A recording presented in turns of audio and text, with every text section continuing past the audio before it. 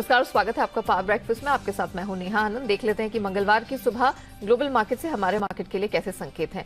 तो Asian markets तो अच्छे संकेत नहीं दे रहे हैं। एसजीएक्स निफ्टी ने कमजोर शुरुआत की है और ये गहराती चली जा रही है। 17,600 के नीचे है और तकरीबन 1% 150 अंकों की गिरावट दिखाई दे रही है। इसके अलावा जापानीज मार्केट भी जो खुले हैं 300 अंकों से अधिक की कमजोरी यहां पर भी नजर आ रही है। डाउ नैस्डैक फ्यूचर्स की बात करें तो पिछले आधे घंटे में कह सकते हैं कि इसकी कमजोरी और गहरा गई है। नैस्डैक फ्यूचर्स जहां पर 65-66 अंकों की कमजोरी के साथ कारोबार करे, वही डाउ फ्यूचर्स में भी तकरीबन 100 अंकों की कमजोरी दिख रही है। इन सबके बीच में रिलीफ की एक ही बात है कि कच्चा तेल $100 के नीचे अपने आप को बरकरार रखे हुए कल $97 तक हमने जाते हुए देखा। लोअर लेवल से थोड़ा सा अपसाइड जरूर दिखा है, लेकिन अभी भी प्रेशर है, खासतौर से तब जब डॉलर इंडेक्स हम देख रहे हैं मल्टी ईयर हाइस पर बना हुआ है। तो किस प्रकार के संकेत आए हैं, इक्विटी स्पेस में इतनी गिरावट क्यों दिखी, कमोडिटी स्पेस से क्या है क्यूज, पूरी डिटेल लेकर मेरे सहयोगी दीपांशु जुड़ चुके हैं। Deepanshu, good morning. बताइए क्या कुछ हुआ है, कहां नजर रखें? पूरा मूड माहौल ही बाजार का बिगड़ चुका है और हम ये हाईलाइट कल भी कर रहे थे। महंगाई महंगाई महंगाई, इन्फ्लेशन की ही चिंता हावी है और उसी का इम्पैक्ट आप देख रहे हैं। तो आज जो सुबह जो एशिया में हो रहा है, इट्स अ डायरेक्ट रिफ्लेक्शन जो कल शाम हमने अमेरिकी बाजार में होते देखा। तो एसजीएक्स निफ्टी 150 अंक नीचे है। डाउ फ्यूचर्स में आपको फिर से कमजोरी आती हुई दिख रही है। नैस्डैक आपको फिर से, नैस्डैक फ्यूचर्स आपको ½ % नीचे दिख रहा है और एशिया के बाकी बाजारों में भी भारी बिकवाली का माहौल है। हालांकि कल चीन के बाजार काफी तेजी से गिरे थे, इसलिए अभी देखते हैं कि कैसा ओपनिंग पर इंपैक्ट रहेगा। बट डेफिनेटली ग्लोबल बाजारों का मूड बिगड़ा हुआ है और ये बिगड़ा है कल शाम जो हमने अमेरिका में एक्शन देखा। 400 से ज्यादा अंक फिसल कर डाउ दिन के निचले स्तर पर बंद हुआ। अच्छी शुरुआत हुई थी पर उसके बाद आपने बिकवाली आती हुई देखी। S&P 500 पर 0.25% की गिरावट थी और सभी 11 सेक्टर्स यहां पर आपने लाल निशान में बंद होते हुए देखे। यही नहीं, बॉन्ड यील्ड काफी तेजी से बढ़ी। आपको याद होगा कल जब हम बात कर रहे थे 2.7% पर थी बॉन्ड यील्ड, अब 2.8% के ऊपर है। पिछले हफ्ते 2.5% पे थे, तो एक ही हफ्ते में 0.3% बढ़ गई है। इस साल में तो हमने देखा बहुत ही बड़ी मूव आई है और अभी भी रुकने का नाम नहीं ले रही है क्योंकि इन्फ्लेशन की चिंता बढ़ रही है। तो बढ़ती बॉन्ड यील्ड की वजह से हमने देखा आईटी शेयर सबसे ज्यादा गिरे हैं और नैस्डैक एक बार फिर से 2% से ज्यादा आपको टूटते हुए दिखा। क्यों बढ़ रही है बॉन्ड यील्ड? इन्फ्लेशन की चिंता है। आज यूएस का मार्च महीने का इन्फ्लेशन डेटा आने वाला है। 8.4% तक महंगाई का बढ़ने का अनुमान है साल दर साल अगर आप कंपेयर करें तो। इंडिया के मुकाबले देखिए कितना हाई इनका इन्फ्लेशन इस समय और इनकी ब्याज दरें सिर्फ 0.5% पर हैं इस समय। तो काफी तेजी से ब्याज दरें बढ़ेंगी। मई में नेक्स्ट मीटिंग है और अनुमान लगाया जा रहा है कि एटलीस्ट ½ % से तो ब्याज दरें बढ़ेंगी। साथ ही जो इन्हें बैलेंस शीट में रन ऑफ करना है, यानी कि जो उनके बुक्स पर बॉन्ड्स हैं, उसकी काफी तेजी से बिकवाली होगी। तो कहीं ना कहीं ये महंगाई की ही चिंता है जिसकी वजह से आप देख रहे हैं कि बाजारों पर अब असर पड़ते हुए दिख रहा है। 41 साल की ऊंचाई पर ऑलरेडी इन्फ्लेशन है और ये जो डेटा आएगा ये उसे एक बार रीअफर्म ही करते हुए आपको दिखेगा। यूरोप में भी हमने सुस्ती का ही माहौल देखा, गिरावट के साथ बंद हुए। एक अच्छी बात थी, कच्चा तेल फिर से कल फिसला है $100 के नीचे। ब्रेंट हमने कल फिर से आते हुए देखा। 4-4.5% की कल शाम को गिरावट हुई थी, अब वापस 99-100 के करीब थोड़ा हल्का निचले स्तरों से रिबाउंड आया है। बट कल शाम को अच्छी गिरावट हुई थी। एक तो जो चीन में लॉकडाउन लगे हुए हैं, स्पेशली शंघाई में जो इस समय सिचुएशन है, उससे क्या मांग आगे और गिर सकती है, इसका डर बन रहा है। इसके साथ ही हम देख रहे हैं कि ओपेक ने यूरोपियन यूनियन को कहा है कि आप रशिया के ऑयल सप्लाई को मत रोकिए या फिर और यहां पर रेस्ट्रिक्शंस मत लगाइए क्योंकि परेशानी आपकी आगे बढ़ सकती है। तो फिर एक जो अंडर सप्लाई की चिंता थी वो थोड़ी खत्म हो जाती है अगर ओपेक सामने से कह रहा है कि आप रेस्ट्रिक्शंस मत लगाइए, बल्कि रेस्ट्रिक्शन का सबसे बड़ा फायदा तो ओपेक को ही होता है। तो ओवरऑल अगर आप देखें तो तेल तो ठीक है, कंफर्टेबल है। सोने में हमने वैसे थोड़ी खरीदारी देखी थी, 1950 के आसपास है। कल शाम थोड़ा दबाव जरूर आते हुए देखा। डॉलर इंडेक्स लगभग 2 साल की ऊंचाई पर है, तो एक्शन वहां पर भी बढ़ते हुए दिख रहा है। बट ये बढ़ती बॉन्ड डील, इन्फ्लेशन की चिंता, यही बाजार पर हावी होती हुई दिख रही है और इसी का इंपैक्ट कल शाम आपने ग्लोबल मार्केट्स स्पेशली यूएस पे देखा था और आज सुबह आप एशिया पर देख रहे हैं। चलिए दीपांशु, बहुत शुक्रिया वो पूरी डिटेल रखने के लिए। इससे पहले कि हम आगे बढ़ें, देख लेते हैं कि कल संस्थागत निवेशकों की तरफ से किस तरह का प्रदर्शन देखने को मिला। तो सबसे पहले कैश स्पेस पर नजर डाल लेते हैं। वहां पर एफआईआईज की तरफ से कुछ बिकवाली हाथ लगी है। 1150 करोड़ के आसपास की विदेशी संस्थागत निवेशकों ने बिकवाली की है। वहीं अगर डीआईआईज की बात करें तो कुछ खरीदारी यहां से जरूर आई है। 487 करोड़ के आसपास की खरीद इस स्पेस से दिखी है। एफएनओ स्पेस की बात करें तो यहां पर जो बिकवाली का आंकड़ा है विदेशी संस्थागत निवेशकों की तरफ से, ये थोड़ा भारी भरकम 6,500 करोड़ के आसपास का नजर आ रहा है। तो तो ये कुल सार निकल कर आया है, जहां कैश और एफएनओ स्पेस दोनों में हमने विदेशी संस्थागत निवेशकों की तरफ से भारी भरकम बिकवाली आते हुए देखी है। तो जिस प्रकार के संकेत मिलते हुए दिख रहे हैं, क्योंकि ग्लोबल मार्केट्स में तो संकेत अच्छे नहीं है, क्लियरली दीपांशु ने भी जैसे कहा, बढ़ती बॉन्ड यील्ड, महंगाई, रिसेशनरी कंसर्न्स सब मार्केट को दबाने का काम करे। तो हमारे बाजार के लिए इस समय किस प्रकार के संकेत निकल के आ रहे हैं, क्या ट्रेडिंग रेंज होगी, सब पर बात करने के लिए जी बिजनेस के मैनेजिंग एडिटर अनिल सिंह भी हमारे साथ जुड़ चुके हैं।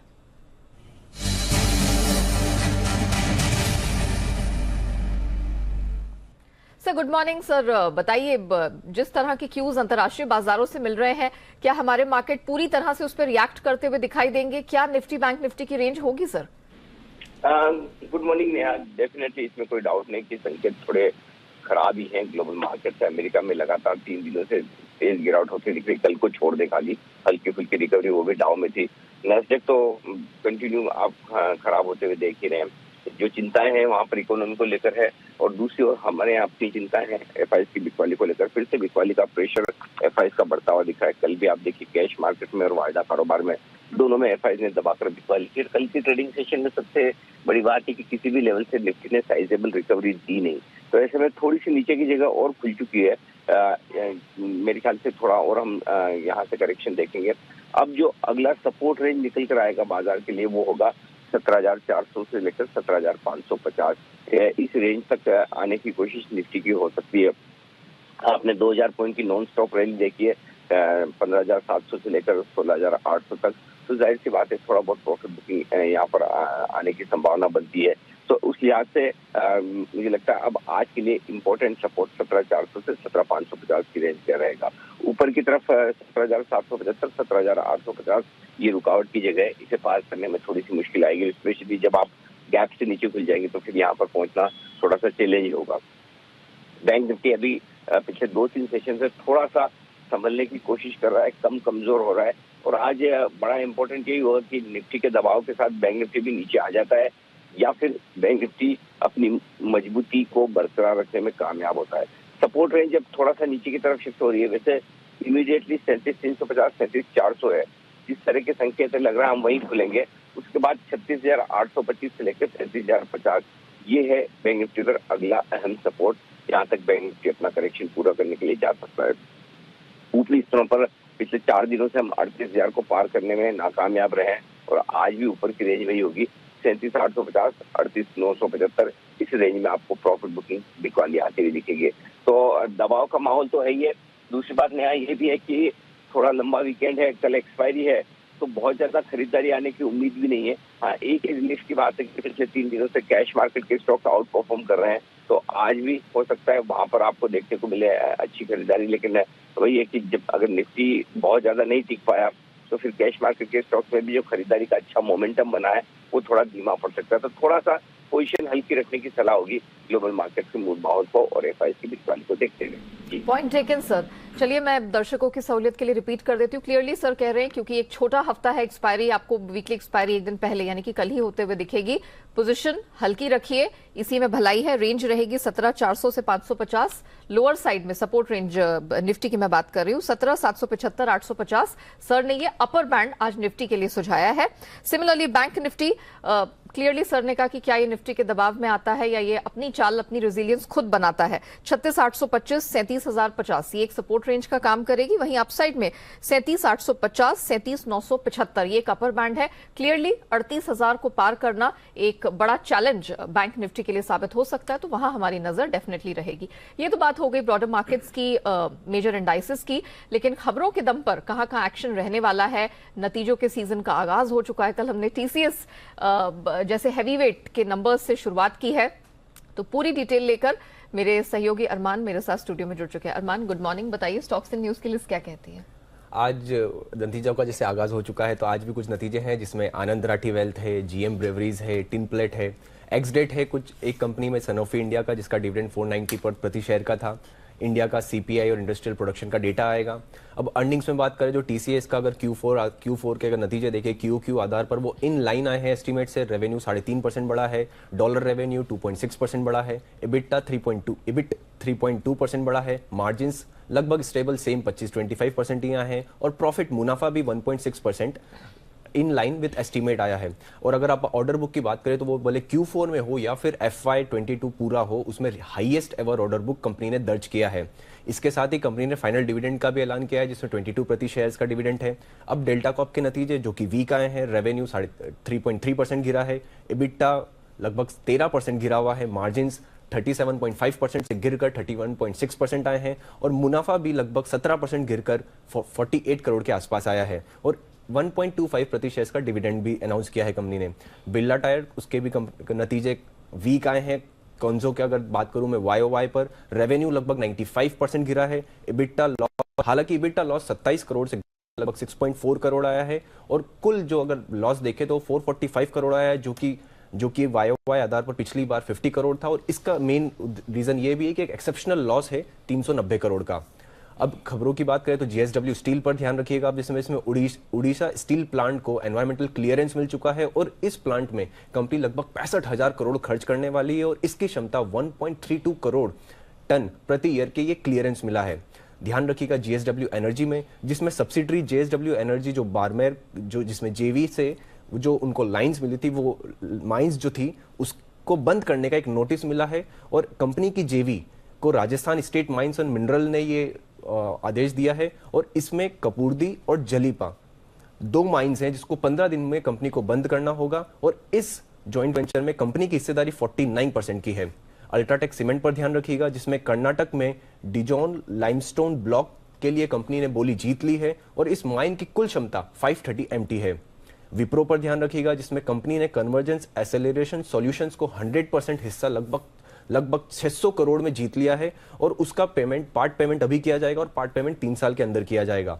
नेस्ले पर ध्यान रखिएगा, जिसमें 25 रुपए प्रति शेयर का इंतरिम डिविडेंड देगी कंपनी। और बल्क डील में वेरांडा लर्निंग सॉल्यूशंस पर ध्यान रखिएगा, जिसमें नोमुरा सिंगापुर ने लगभग 10 लाख शेयर्स ओपन मार्केट के जरिए 160 के भाव के आसपास बेचे हैं। वेरी वेल अरमान, बहुत शुक्रिया आपका हमारे साथ जुड़ने के लिए। आने वाले नतीजों पर एंड ऑफ कोर्स खबरों के दम पर जिन स्टॉक्स में एक्शन रहेगा उसकी पूरी डिटेल दर्शकों के सामने रखने के लिए चलिए एक महत्वपूर्ण और हमारी सुपर एक्सक्लूसिव खबर का रुख करते हैं। ये खबर LIC के IPO से जुड़ी है। जी हाँ, इसको लेकर एक बड़ी खबर आ रही है क्योंकि जल्द LIC का IPO आ सकता है। इस एक्सक्लूसिव खबर की पूरी डिटेल लेकर मेरे सहयोगी तरुण जुड़ चुके हैं मेरे साथ। तरुण, एक मच अवेटेड IPO है ये, जरा बताइए क्या एक्सक्लूसिव खबर है, कब ये IPO खुलने की संभावना दिखाई दे रही है? मैम, जैसे जैसे आप बाजार के बारे में बात करते हैं मेरे को अपनी खबर पे शंका होने लग जाती है, क्योंकि जैसे जैसे LIC का IPO आता है बाजार कहीं ना कहीं करेक्शन दिखा देता है। लेकिन सरकार ने अब मन बना लिया है। बुधवार तक उम्मीद की जा रही है कि सरकार अपना RHP फाइल कर देगी LIC को लेकर और ये उम्मीद की जा रही है कि 25 से 30 अप्रैल के बीच में LIC का IPO खुलेगा। क्योंकि सरकार चाह रही थी मार्च में IPO लाने का, लेकिन यूक्रेन रशिया की वजह से नहीं लेकर आ पाई। लेकिन अब सरकार ने यह तय कर लिया है कि बुधवार तक इसके RHP को फाइल कर दिया जाएगा। और जो हिस्सेदारी बेचने की बात है वो उम्मीद की जा रही है कि 5% से 6.5% के बीच में सरकार अपना हिस्सा बेचेगी LIC के अंदर। और जो पैसा जो बाजार से जुटाने का है वो 50,000 से 60,000 करोड़ के बीच में सरकार बाजार से पैसा जुटाएगी LIC के IPO में अपना स्टेक सेल करके।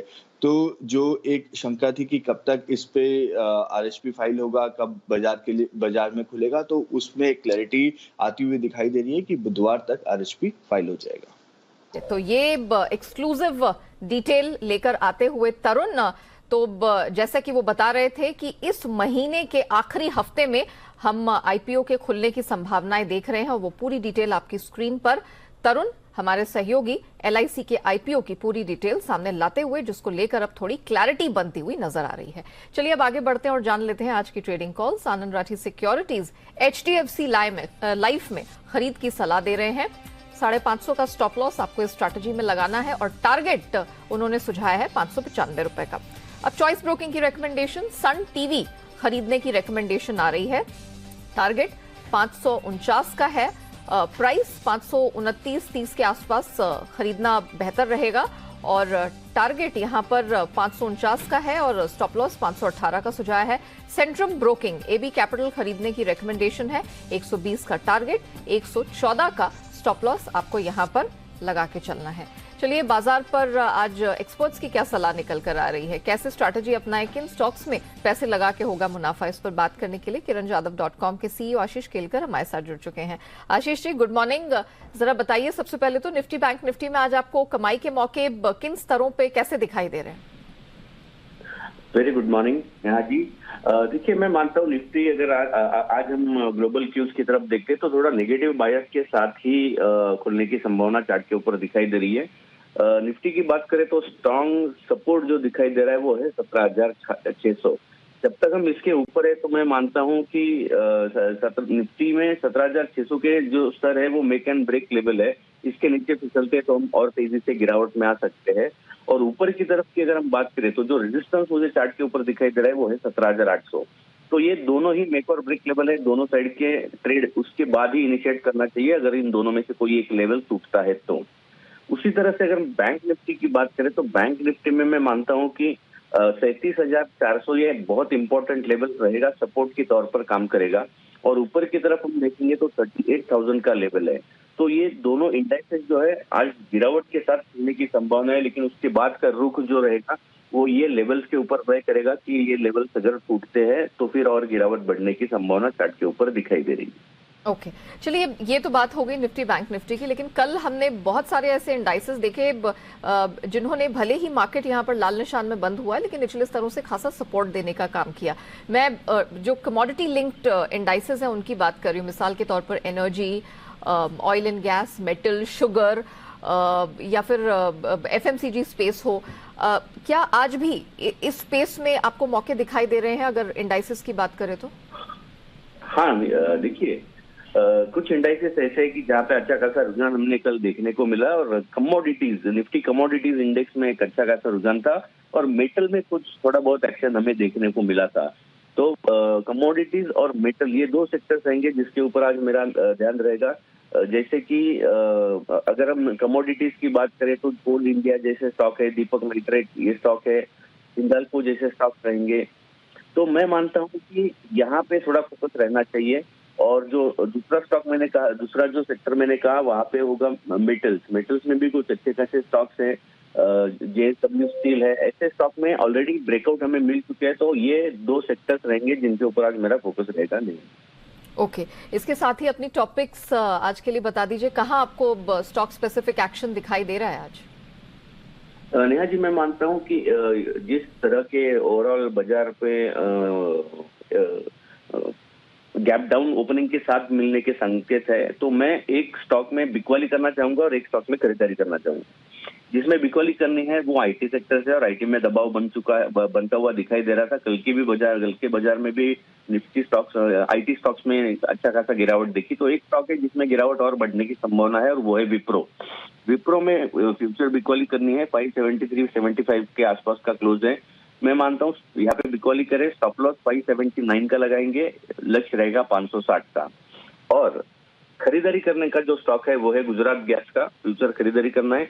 539 के आसपास का कल का क्लोजिंग है, स्टॉप लॉस 533 का लगाएंगे और इसका टारगेट 560 रहेगा, जो कि 2 या 3 दिनों में हासिल हो सकता है। Very well Ashish ji, thank you so much हमारे साथ जुड़ने के लिए, बताने के लिए कि ब्रॉडर मार्केट्स में, इंडाइसेस में एंड ऑफ कोर्स किन स्टॉक्स में आज ध्यान देके कमाई के बेहतरीन मौके मिल सकते हैं। चलिए, ये तो बात हो गई इक्विटी स्पेस की। अब कमोडिटी बाजार का रुख करते हैं। एक्शन यहां पर भी कम नहीं है। डॉलर इंडेक्स की वजह से हमने ऊपरी स्तरों से दबाव बनते हुए देखा है, लेकिन जिस तरह का मूड माहौल बना हुआ है उसके चलते कई ऐसी कमोडिटीज हैं जिसमें अच्छी खासी स्ट्रेंथ भी हमने बनती हुई देखी है। तो कहाँ है आज कमोडिटी बाजार में कमाई के मौके, जानते हैं केरिया कमोडिटीज के अजय केरिया से, जो इस वक्त हमारे साथ जुड़ चुके हैं। अजय जी, गुड मॉर्निंग, बहुत स्वागत है आपका। अजय जी, सबसे पहले एनर्जी स्पेस, कच्चा तेल, नेचुरल गैस 500 के पार निकल गया है, कल 5% की मजबूती लेकर बंद हुआ है। कच्चा तेल $100 के नीचे है, कुछ समय से रेंज बाउंड है और $100 के इर्द गिर्द ही घूम रहा है। जरा बताइए, इन दोनों एनर्जी कमोडिटीज में से कहाँ कमाई के मौके आज आपको दिख रहे हैं? Very good morning. देखिए, सबसे पहले अगर हम नेचुरल गैस की बात करें तो डेफिनेटली जिस ढंग से यूक्रेन रशिया के बीच में जो तनाव भरा हुआ है और वेस्टर्न कंट्रीज को जो गैस सप्लाई है वो रशिया ने कहीं ना कहीं एक लिमिट करते हुए दिखाई दे रही है, जिसकी वजह से ये तेजी बनी है। टेक्निकली लग रहा था कि 485 के ऊपर नहीं जाएगा, बिकॉज एक अक्टूबर में भी हमने इसका एक टॉप बनते हुए देखा था, पर जिस वॉल्यूम के साथ कल के सेशन में हमने ये लेवल ब्रीच होते हुए देखा, आई थिंक के मार्केट इज हेडिंग टुवर्ड्स 520, और जब तक ये सप्लाई कंसर्न शॉर्ट नहीं होता है प्राइस एलिवेटेड लेवल पर रहेगा। वहीं कच्चे तेल की बात करें तो यहाँ पे हमने देखा IEA के अपडेट के बाद प्राइस में जबरदस्त गिरावट जरूर आई, बट 98 लेवल जो हमने multiple of time as a support देखा है वो तोड़ नहीं पा रहा है। नो डाउट चाइना से भी कंसर्न है, जिसमें 25,000 से ज्यादा केस संघाई में आज आते हुए दिखाई दे रहे हैं, तो डिमांड पे कहीं ना कहीं रेस्ट्रिक्ट होगा। लेकिन आई थिंक अब कहीं ना कहीं 60,000 का लेवल MCX पे एक बेस बनाता हुआ दिखेगा। इसके लिए आज के लिए मुझे लगता है थोड़ा एक बाउंस देखने मिल सकता है। 7,150 पे लेके चलिए, बाउंस लिमिटेड रहेगा, जो 7,300 7,400 तक का बाउंस दिखा सकता है कच्चे तेल में। चांदी में इस समय तेजी के बहुत बेहतरीन मौके अजय जी दिखाई दे रहे हैं, लेकिन ऑफ कोर्स बढ़ती बॉन्ड यील्ड एंड जो डॉलर इंडेक्स है मल्टी ईयर हाई पर, वो दबाव बनाने का काम कर रहा है। आज किस प्रकार के मौके आपको सोने और चांदी में दिखाई दे रहे हैं? नहीं, एक चीज तो क्लियर हो चुकी है कि फेड इंटरेस्ट रेट बढ़ाएगा, बढ़ा भी रहा है, जिसके चलते हमें लगता है कि वो पार्ट मार्केट डिस्काउंट कर चुका है। नो डाउट हमने डॉलर इंडेक्स को भी 2 साल के हाई पे बनते हुए देखा, उसकी वजह से अपसाइड कैप दिख रहा है, बट डिस्पाइट डेट आप देखिए गोल्ड 1950 के ऊपर अच्छे से होल्ड कर रहा है, और जैसे मैंने पहले भी कहा था कि 52,200 के ऊपर अगर गोल्ड MCX पे निकल जाता है तो एक अच्छा खासा उछाल हमने जैसे कल देखा था वो उम्मीद थी। नो डाउट रुपए में कहीं ना कहीं थोड़ी बहुत गिरावट दिख रही, वो भी गोल्ड को सपोर्ट करेगा, तो आज थोड़े पुल बैक पे आप बाय करके चलिए। गोल्ड को 52,100 के करीब, जो 52,600 तक का लेवल गोल्ड में दिखा देगा। चांदी भी मुझे लगता है कि 66,800 के करीब लेके चलिए, 67,900 तक के लेवल देखने मिल जाएंगे। क्विकली मुझे बता दीजिए, जिंक अभी पूरे बेस मेटल पैक में अच्छी खासी स्ट्रेंथ दिखा रहा है। कल MCX पर भी यही एक मेटल था जो फ्लैट और हरे निशान में बंद होने में कामयाब रहा है। क्या आज भी मौके हैं जिंक में? पूरे बेस मेटल में हमने चाइना इफेक्ट होते हुए देखा है, जिसके से ड्रॉप था, बट जिंक इन्वेंट्री कम है, स्टील इंडस्ट्री से डिमांड है, जिसकी वजह से प्राइसेस काफी साउंडली मूव कर रहा है। आई थिंक 356 पे 355 पे लेके चलिए, अपसाइड मुझे लगता है 360 का लेवल तोड़ते ही 365 366 तक के भी लेवल दिखा सकता है, तो पूरे बेस मेटल में जिंक सबसे अच्छा काउंटर लगता है। Ajay ji, thank you so much हमारे साथ जुड़ने के लिए, बताने के लिए कि नॉन एग्री स्पेस में आज कहां मौके दिखाई दे रहे हैं। आइए अब बात करते हैं FIR यानी कि FII इन्वेस्टमेंट रिपोर्ट की, और आज अलग अलग ब्रोकरेजेस ने TCS पर अपनी रिकमेंडेशन जो दी है वो हम आपके सामने रखते हैं।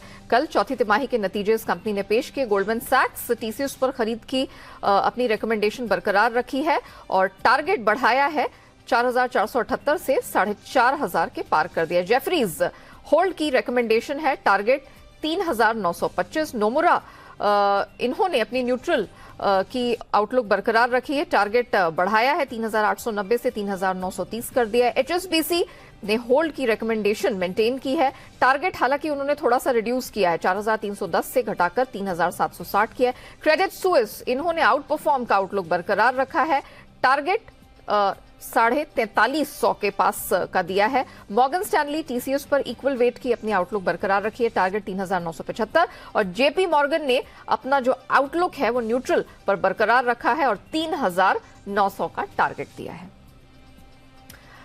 इसके अलावा भारतीय एयरटेल पर भी रिकमेंडेशन निकल कर आई है क्रेडिट स्विस की, उन्होंने इस पर बाय की रिकमेंडेशन दी है और लक्ष्य 900 का सुझाया है।